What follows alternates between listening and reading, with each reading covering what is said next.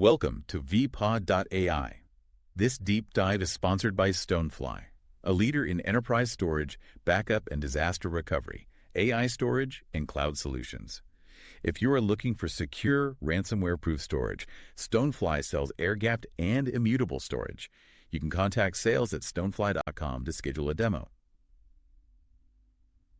Okay, so today we're diving straight into something huge, maybe one of the most deeply held beliefs in America. Buying a house. It's seen as the path, right? The one-size-fits-all way to build wealth. But we're going to show you why this whole American dream thing might actually be, well, a financial trap for a lot of people these days, even though everyone still thinks it's the smart move. Yeah, our goal here is really just to give you the full picture because, honestly, the biggest financial decision of your life, it shouldn't be based on these invisible scripts or just what your parents did. We need to pull out the calculator, really understand the total cost of ownership, the TCO. Right, the TCO. And here's the immediate shocker, renting can actually make you richer. And get this.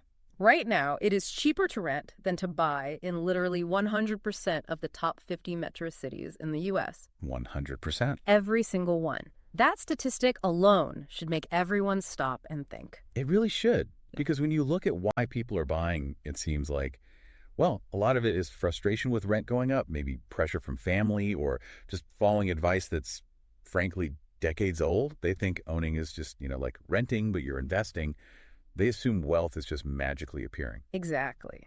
But they haven't run the numbers. They haven't looked at the total cost of ownership, which is like step one. And the first big hurdle they often miss is interest. It's the immediate trap. People get so worked up about throwing money away on rent, but look at a standard 30-year mortgage. For the first maybe 20 years, the vast majority of your payment is just interest, money going straight to the bank, not building your equity much at all. So that equity you think you're building right off the bat, it's much smaller than people imagine for a long, long time. It's highly exaggerated for, almost 2 decades. And the human cost of getting that wrong can be massive. We look at the story of Jonathan and Shalom. They bought their dream house, $730,000, but the mortgage ended up eating 55% of their take-home pay. 55%. Wow. Yeah, left them with this basically zero savings, and then boom, almost immediately they needed a new roof. Thousands of dollars they didn't have. And that's the classic definition of being house poor. You technically own this big asset, but the payments are so crushing you can't afford anything else. You can't live the life you actually wanted. Yeah, and the 55%, that was probably just the mortgage payment, right? It didn't even include these other costs we need to talk about, the phantom costs. Exactly. Phantom costs, these are the invisible expenses that just keep coming. Property taxes, you have to pay those.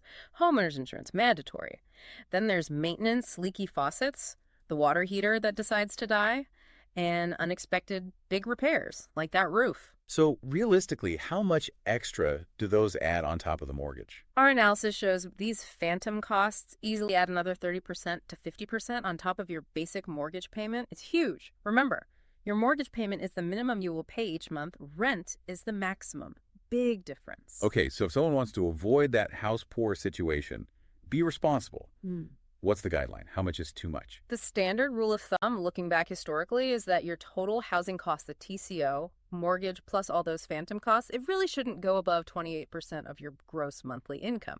Maybe you stretch to 30%, possibly 32% in today's market, but pushing past that, you're entering a danger zone financially. Let's talk more about why ignoring that TCO calculation is such a problem, even when the house price goes up.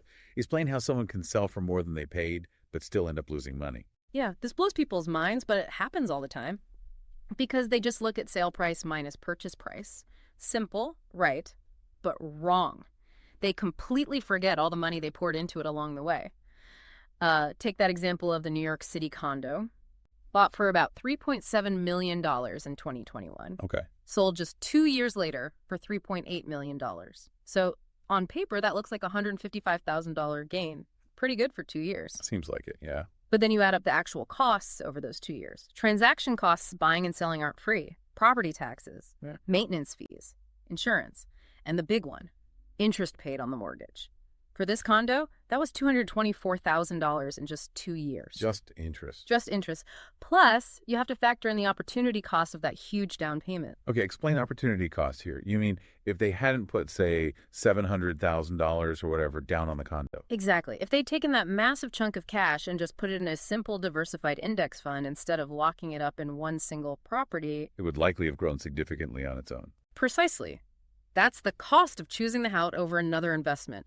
So when you add all that up for the condo, the transaction costs, taxes, maintenance, the massive interest, the opportunity costs, the owner actually lost over $795,000, despite selling for $155,000 more than they paid. They lost almost $800. That's staggering. And maybe people think, oh, that's just fancy New York condos. Does this apply to like a regular house? Absolutely. Let's run the numbers on the median U.S. house price. Right now, that's around $407,000. Okay, median house, $407K. Let's say someone puts 20% down, gets a 30-year mortgage at maybe 6.8% interest. And we assume like a normal appreciation rate, say 3.5% a year. Okay, pretty standard assumption. So after 30 years of that appreciation, the house is worth roughly $1.14 million. $407K to $1.14 million. Sounds like a win, right? That's The dream everyone talks about. It sounds like it. But now let's calculate the total cash actually spent to own that house for 30 years, the TCO.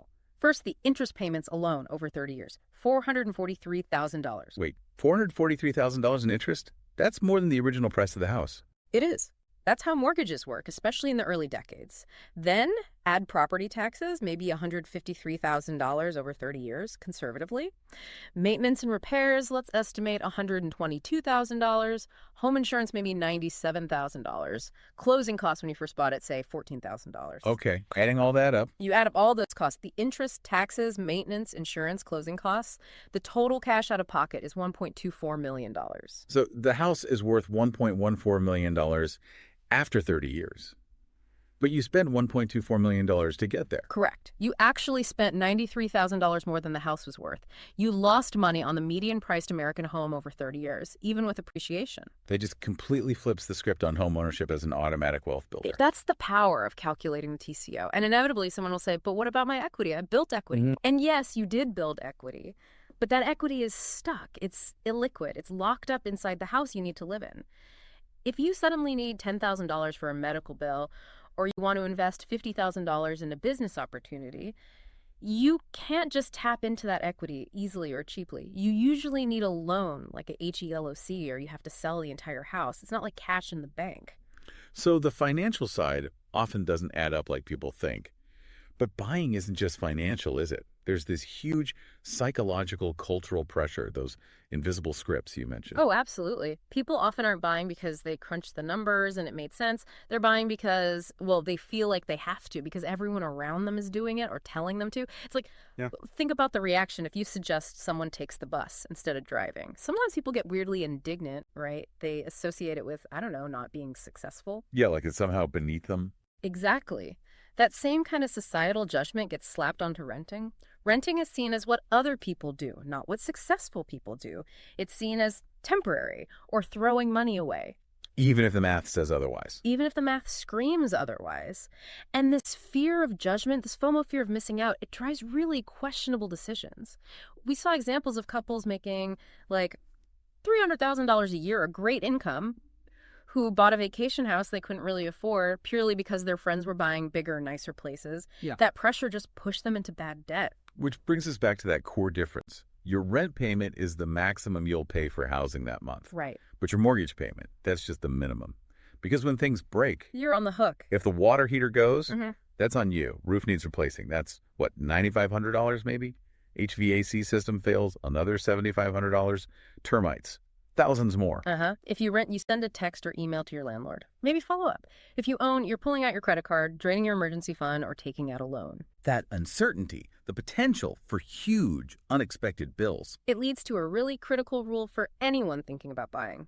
You absolutely must plan to stay in that house for at least 10 years, minimum. 10 years. Yeah. Why that specific number? It's mostly about amortizing the transaction costs. Buying a house isn't free, and selling it definitely isn't free. You've got realtor commissions, closing costs, repairs to get it ready to sell. Let's say those costs add up to $50,000 total to buy and then eventually sell. If you only stay for 1 year and sell, you've essentially paid $50,000 for 1 year of housing on top of everything else. Ouch. Yeah. But if you stay for 10 years, that $50,000 cost gets spread out. It becomes $5,000 per year, or about $416 per month extra. Still significant, but much more manageable. The time is the key factor in absorbing those really high friction costs of getting in and out of homeownership. Exactly. Time is the only thing that makes the math potentially work out against those big upfront and back-end costs. Okay, so if buying isn't the automatic win everyone assumes, and it comes with all these costs and risks, then renting isn't failure. It can actually be a smart financial strategy. It absolutely can be, especially in these high-cost cities we mentioned, where buying is just astronomically expensive compared to renting. Renting gives you flexibility. If you get a job offer in another city, you move, need to downsize or upsize. Easier to do. It gives you control over your time, fewer weekend projects fixing things, and crucially, it keeps your cash liquid. Liquid cash you can use for other things, like investing. Which is the key. Renting, done right, can be the fastest path to building real wealth because it frees up capital that would otherwise be locked in a house. Let's put some numbers on that. We looked at a comparison in Dallas, comparing renting a typical house versus buying a very similar house in the same area over 10 years. Okay. Renting that house for 10 years cost about $350,000 total. Okay, $350K over a decade. Buying the comparable house, once you factor in the full TCO, the mortgage interest, property taxes, insurance, repairs, opportunity cost the owner $714,000 over those same 10 years. Wow, so buying was more than double the cost of renting in that scenario. More than double. Which means the renter had, on average, an extra $9,908 DLAZN in their pocket every single month compared to the owner. And that right there is the millionaire move. That's the core of strategic renting. It's not just about renting, it's about renting and then investing the difference you save aggressively. So take that $9,908 per month the renter saved. And you invest it consistently. Put it into a low-cost diversified index fund, something tracking the broad market. Assume a reasonable long-term return, maybe 7% after inflation. If you do that diligently for 30 years, that $1,908 invested monthly grows to over $2.2 million. $2.2 million. That's real wealth, liquid wealth, diversified wealth. And it grew while you weren't spending your weekends fixing leaky pipes or mowing lawns. The homeowner built net worth, sure, but it's trapped in one single undiversified asset. The strategic renter built a massive liquid portfolio they can actually control and use. It's about control and peace of mind. The homeowner is constantly reacting market fluctuations, unexpected repairs. The strategic renter is proactively compounding their capital. Okay, so we've really broken down the math, why buying is often a trap, how renting can be a powerful strategy.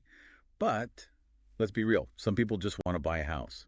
Maybe for non-financial reasons. And that's okay. It's okay to buy even if the math isn't perfect, if you go in with your eyes wide open. If you make a conscious, intentional decision based on your life values. Like needing to be in a specific school district for your kids, or wanting the freedom to renovate exactly how you like, or just valuing that sense of permanence. Exactly. Intentionality is key. So before anyone takes that plunge, we developed a sort of checklist. 5 crucial questions you need to honestly answer yes to. All 5. All right, let's hear them. Okay, point 1.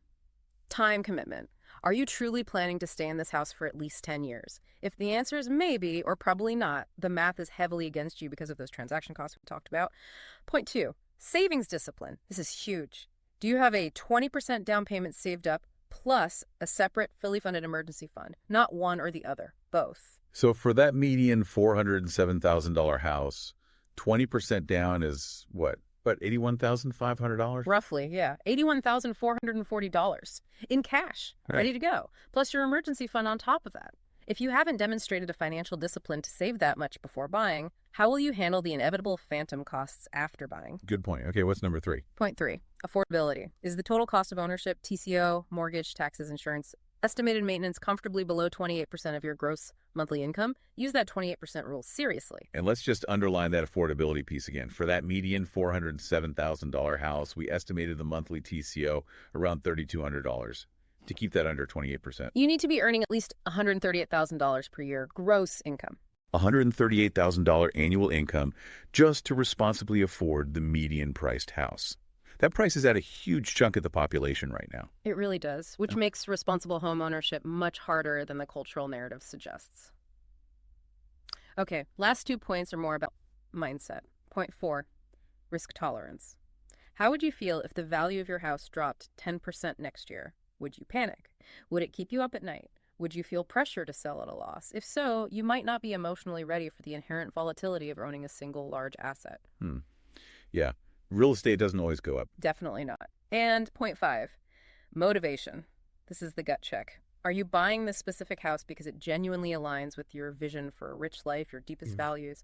Or are you doing it out of guilt, shame, FOMO, or trying to keep up with or impress your friends and family?